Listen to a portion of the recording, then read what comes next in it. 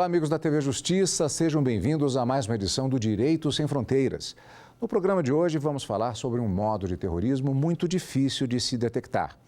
Pequenas células, ou até mesmo chamado lobo solitário, que é aquele terrorista que age sozinho, tendo ou não algum tipo de ligação com um grupo maior. Aliás, especificamente nesse ponto, há uma certa polêmica sobre essa definição, que será objeto do programa de hoje.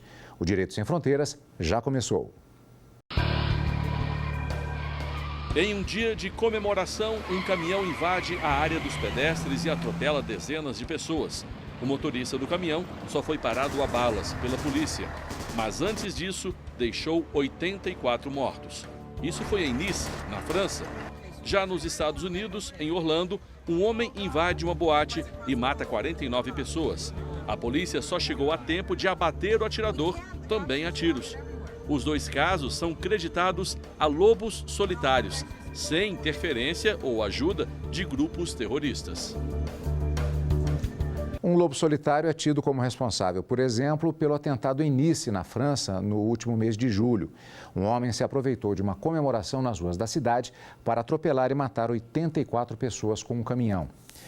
Este assunto vai ser debatido aqui nos estúdios do Direito Sem Fronteiras com Clarita Maia, mestre em História das Relações Internacionais e especialista na área de Direito Internacional dos Conflitos Armados.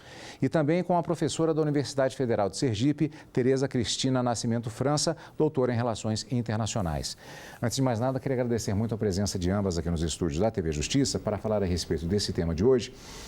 Um lobo solitário, por exemplo, ele é um indivíduo que, por definição, age por iniciativa própria, influenciado pela própria propaganda, mais facilitada em tempos de redes sociais.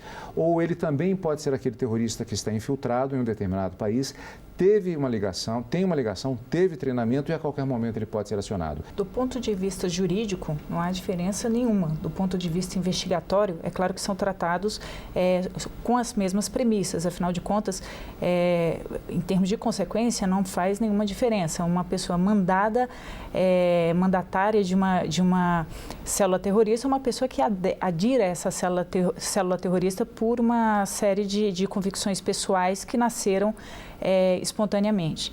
Agora, do ponto de vista sociológico, do ponto de vista histórico, naturalmente são tratamentos diferentes. O que faz uma geração que é um tanto distante, digamos, de uma história, de uma sociedade, de uma determinada religião, apegar-se a uma leitura específica e extrema dessa religião ou dessa política, sendo que não tem essa ligação tão direta com as realidades históricas, políticas, sociológicas, que fazem com que essa religião ou essa opinião política se manifestem de forma extrema, é uma questão que tem suscitado muitas dúvidas e tem gerado uma série de questionamentos do ponto de vista acadêmico. Professora? Essa visão romântica, né, de ser, vou lutar por uma causa justa, né, leva a muitos a entrarem num caminho de desengano. Então ele volta desiludido ou volta adormecido. Então essa a grande perspectiva. Então qual é o grande perfil do lobo solitário? Descentralizado? Sim, mas nem todos. Então, a grande questão é como reconhecer, né, um possível lobo solitário ou a pessoa que esteja em meio ao salto, né, que é o que se chama entre o momento que está adormecido e o momento que ele acorda, né, como identificar essa pessoa. Não há um perfil hoje que eu possa dizer que seja somente muçulmano, somente ligado à religião. Então, há uma série de questões que vão se estabelecendo. Nós temos justamente, nesse aspecto do terrorismo ligado a essa realidade da guerra em relação ao Estado Islâmico, por exemplo, há aqueles jovens que estão em determinados países que eles são recrutados por pessoas. Eles são nascidos, por exemplo, na França, não tem uma ligação muitas vezes tão forte assim com o país de origem dos avós ou dos pais, mas ele acaba sendo recrutado. Ele, eventualmente, numa atitude, ele pode ser considerado como um lobo solitário também? Sim, pode. E aí, essa é a grande questão, né? Então, como saber identificar esse europeu? Porque ele foi criado desde pequeno, ele fala perfeitamente a língua, ele está inteirado na cultura. né? Mas, ao mesmo tempo, ele pode ser diferenciado em algum momento que a polícia não consegue muito bem estabelecer se ele é o possível lobo solitário ou não. Do ponto de vista jurídico, como fica essa questão relativa ao acompanhamento que muitas vezes é feito, em que há indivíduos que são classificados como potenciais agressores? Esse mapeamento, do ponto de vista jurídico, há algum questionamento sobre as possibilidades? Pode-se atentar contra os direitos humanos? De que maneira isso está sendo estruturado? Excelente pergunta. Isso depende de cada sistema de inteligência dos países respectivos. O Brasil tem um marco regulatório no sistema de inteligência deficitário em relação dos demais países, inclusive em relação à nossa vizinha Argentina, que tem problemas muito menos complexos e muito menos numerosos. E, no entanto, nós temos uma deficiência. Os sistemas de inteligência mais fortes são de países ou muito democráticos ou muito ditatoriais, autoritários. Significa que qualquer país com dimensões, com pretensões internacionais e com, digamos, estofo, ele tem um sistema de inteligência forte. Nos países europeus e nos Estados Unidos, o marco regulatório é muito bem feito. Todo tipo de ação investigatória, todo tipo de ação de formação de inteligência é muito bem regulado e, claro, supervisionado pelo poder legislativo, como também é no Brasil. No entanto, o que se vê nos Estados Unidos e se vê na Europa é a possibilidade, por exemplo, de interceptação de mensagens, interceptação telefônica, coisas que nós não temos no Brasil. Uma inimputabilidade do agente de inteligência, nada disso nós temos uma previsão, tem previsão no marco regulatório brasileiro, seja em lei infraconstitucional, seja mesmo na Constituição. Isso seria fundamental. O orçamento dado à ABIN, ao sistema de inteligência, é de 21 milhões de dólares. Na Argentina é 203 milhões de dólares. É uma discrepância absurda. Significa dizer que nós não damos uma ênfase suficiente na formação de informações para a segurança nacional. Internamente, depende de protocolos. No caso brasileiro, o que eu deduzo a partir da operação hashtag, por exemplo, a frequência com que determinadas palavras são colocadas em bancos de dados, em mídias sociais e a frequência com que são transmitidos esses dados entre pessoas. A partir disso, dá para se deduzir qual é o tipo de ideia mais frequente entre aqueles grupos. A operação hashtag não, até onde é sabido, não utilizou nenhum tipo de receptação, apenas um monitoramento. No entanto, nós sabemos que os sistemas de inteligência da Europa e dos Estados Unidos têm mais poderes. E os protocolos a que eles chegam a informação aos potenciais terroristas são protocolos internos e sigilosos, mas certamente tem muito a ver com a frequência com que determinadas ideias são ventiladas, determinados conhecimentos são repassados entre pessoas, procuras de bibliografia. É assim que a investigação é levada a cabo, não partindo da premissa de que há culpados, mas da premissa de que é preciso observar. Há cruzamento de dados, um sistema de colaboração entre os países? Intensivamente. Inclusive, a operação hashtag foi um produto dessa cooperação. Professora Tereza Cristina, eu vou pegar um caso específico, a título de exemplo, que é o dos irmãos Tsarnaev nos Estados Unidos e o atentado em Boston. Não há, até onde eu me lembre, nenhuma ligação específica com o processo de treinamento. Seriam os característicos lobos solitários, mas muito influenciados por uma questão de ligação com a própria família e a própria terra natal, que é envolvida, não digo a família, mas pelo menos a terra natal é envolvida em alguns desses conflitos, e uma influência muito forte da propaganda que existe, inclusive das redes sociais. A minha pergunta é, essas redes sociais e esses processos indiretos de recrutamento, eles têm se revelado, então, fatalmente eficientes no sentido de angariar novos possíveis lobos solitários? Sim, porque a gente está trabalhando com o que nas ciências sociais a gente chama de tecido social. Então, esse tecido social, ele trabalha com elementos como os irmãos, cujas bombas foram feitas de modo bastante primário.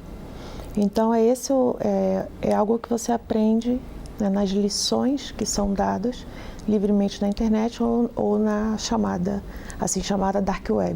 No caso dos dois irmãos, ele vai entrar especificamente no perfil daqueles lobos que não se sabe qual foi a grande razão, há uma ligação com a terra, mas não necessariamente com um grupo, né? E é aquele que, como eu falei no começo, né, tem um perfil um tanto quanto romântico, que quer mudar alguma coisa, mas não que a gente possa estabelecer o que está querendo ser mudado. É possível se traçar um paralelo entre os lobos solitários, ou as pessoas até com essa visão, digamos, romântica e que venham a se tornar potenciais terroristas, com pessoas e grupos de um passado não tão longínquo assim? Vou citar um exemplo do Baader-Meinhof, por exemplo, ou então a Organização Setembro Negro. Os perfis são muito diferenciados? Faço a pergunta às nossas duas convidadas. Eu arrisco dizer, não é a minha área, sociologia, mas a partir do meu conhecimento de Oriente Médio, meu conhecimento de terrorismo, que sim, porque há uma exploração muito grande do romantismo próprio da juventude. Inclusive, é um fenômeno muito comum na literatura, no cinema do Oriente Médio, o tema daquele jovem que é romântico, que está perdido, que é idealista e que, de repente, é arregimentado por um grupo terrorista. Isso é extremamente comum. Existe uma exploração porque existe, por parte da juventude, uma vontade de fazer muito grande, uma vontade de fazer diferente e, muitas vezes, uma pouca compreensão da sua própria agenda. Um exemplo, e agora de fenômeno cinematográfico nacional, é um filme documentário chamado Personal Che. É um filme delicioso. Esse filme demonstra os diretores viajaram ao mundo vendo a figura de Che sendo estampada em camisetas, em souvenirs, etc. E vendo as diversas pessoas de diferentes perfis de pessoas que usavam aquele símbolo romântico, né? Altivo, olhando para o horizonte do Che, a foto mais famosa. E notou que pessoas que não tinham absolutamente nada a ver com o comunismo, porém eram simpáticas a uma agenda de terceiro mundo ou uma agenda de mais justiça internacional, usavam a camisa do Che, ainda que não soubesse profundamente da história e discordasse, inclusive, dos métodos políticos e métodos, digamos assim, de ascensão ao poder. Professora? Sim, eu concordo com a Clarita e adicionaria à lista dos grupos as Brigadas Vermelhas, cuja influência foi fundamental, né? Então, o assassinato do primeiro-ministro Aldo Moro repercutiu e repercute ainda até hoje, né? Então, a própria perspectiva do cinema, né? Então, isso me recorda o treinamento das crianças soldados no Sudão, que era feito a partir do primeiro filme do Rambo.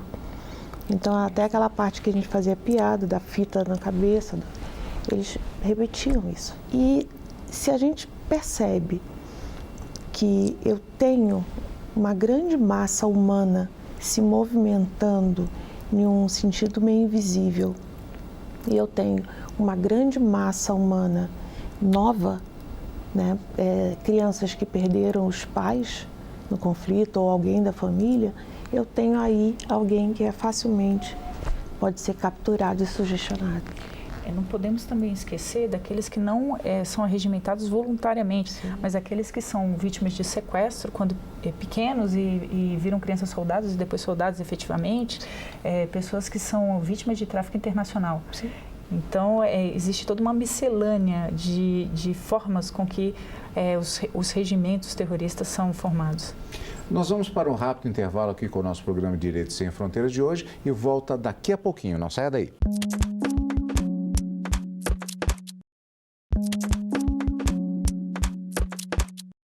Estamos de volta com Direitos Sem Fronteiras, hoje falando sobre a atuação de grupos terroristas e particularmente dos chamados lobos solitários. O foco normalmente no noticiário, quando se fala em terrorismo, é relacionado ao terrorismo islâmico e particularmente ao Estado Islâmico. Mas acontece que a possibilidade de atentados terroristas, para usar um termo genérico, ela também está associada não necessariamente a esse tipo de conflito. Há outras linhas de conflitos, inclusive políticos, que podem gerar esse tipo de atuação. Se é deixado um pouco de lado essa questão, ainda há a possibilidade de atentados terroristas de outros grupos em todo o mundo? Sim, há. Isso me vem à mente o caso das viúvas chechenas, né? Ou seja, o perfil totalmente diferente do EI, porque são mulheres que perderam pais, irmãos, conhecidos na luta contra a Rússia, e elas trabalham exatamente no ponto mais extremo da política. porque há uma dificuldade de entender o que realmente vem a ser terrorismo, mas não há uma dificuldade em entender o ato terrorista. E esse ato, sem dúvida alguma, está relacionado com o extremismo político.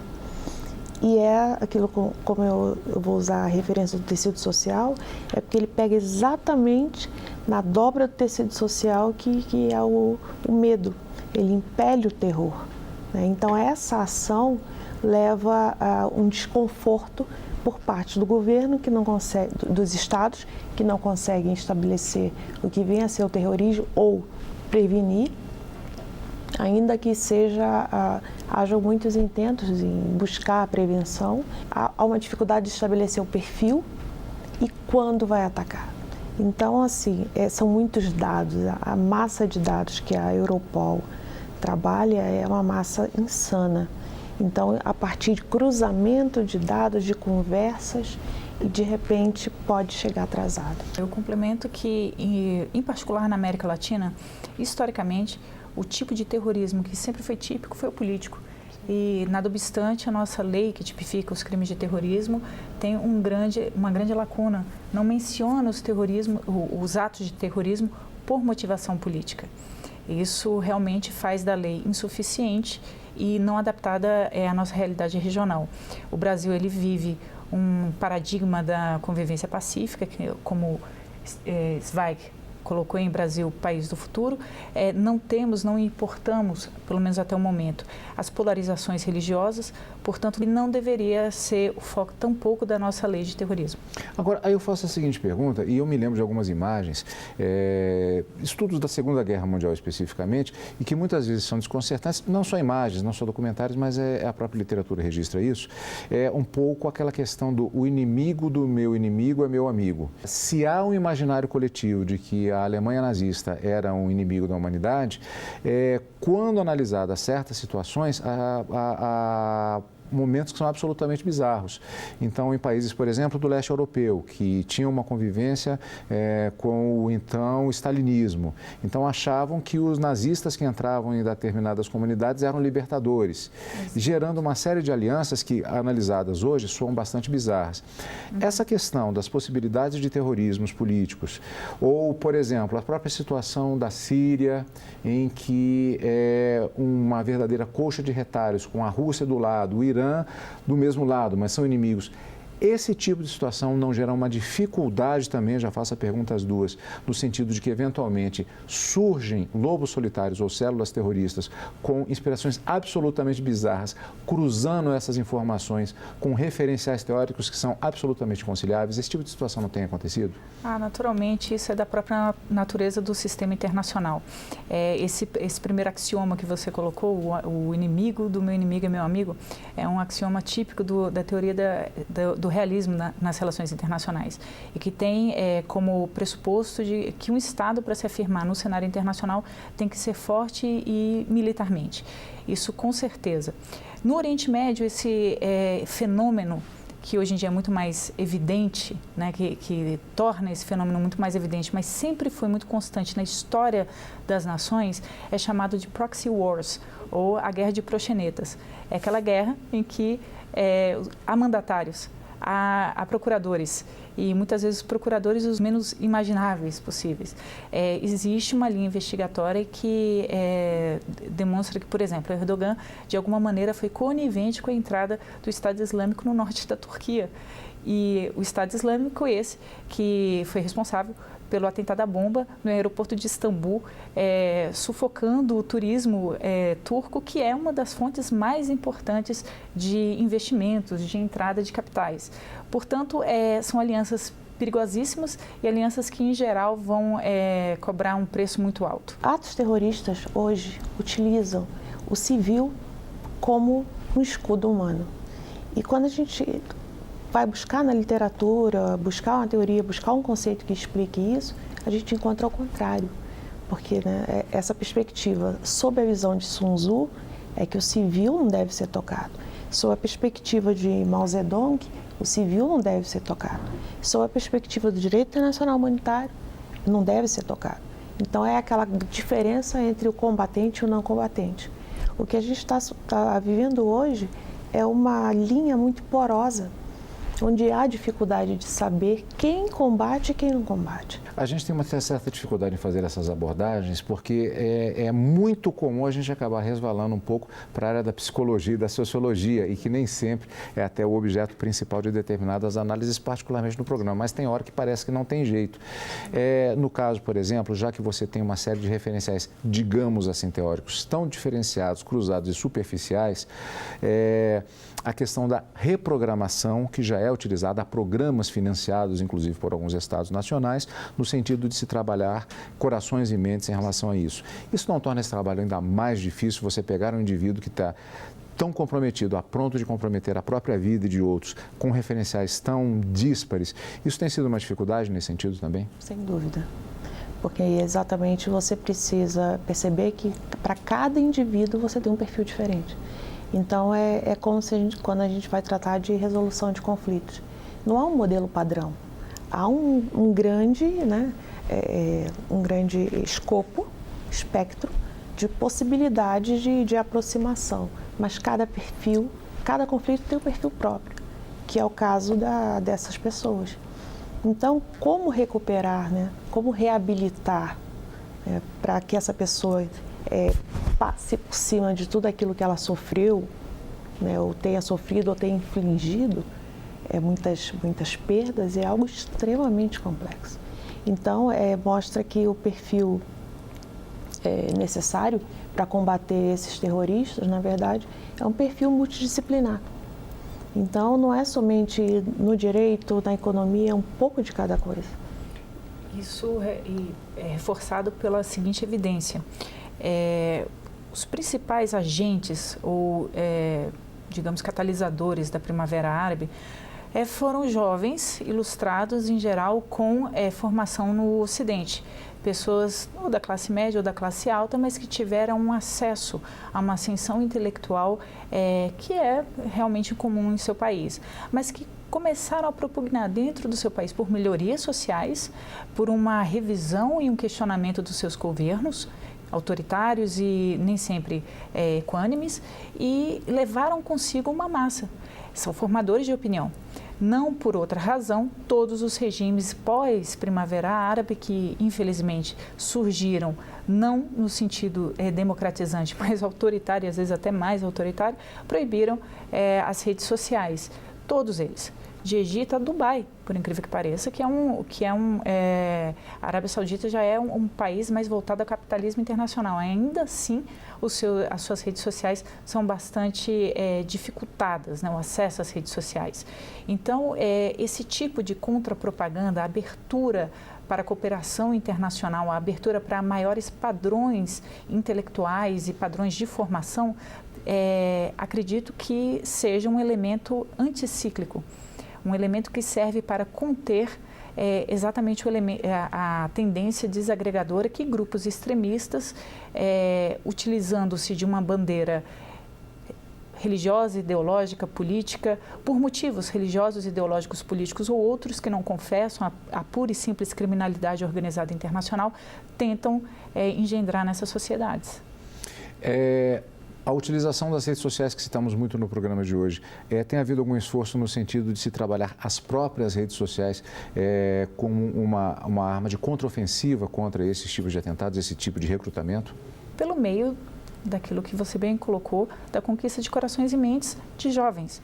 Demonstrar que existem outros caminhos mais interessantes, pessoalmente, filosoficamente e coletivamente. E existe um dizer agora, graças à edição de um livro muito famoso em Direito Internacional, The Gentle Civilizer of Nations. O direito internacional é o gentil civilizador das nações. E a abertura internacional e a ordem jurídica internacional são gentis civilizadores também e fatores de contenção de expectativas e de extremismos internacionais. O Direito Sem Fronteiras de hoje vai ficando por aqui. Agradecemos a presença de Clarita Maia, mestre em História das Relações Internacionais e especialista em Direito Internacional dos Conflitos Armados, e também a professora Tereza Cristina Nascimento França, doutora em Relações internacionais. Mais uma vez agradecendo a presença de ambas aqui nos estúdios da TV Justiça. E você de casa, espero que tenha gostado do programa de hoje. Você pode assisti-lo de novo pela internet. Este e outros episódios estão em tvjustiça.jus.br.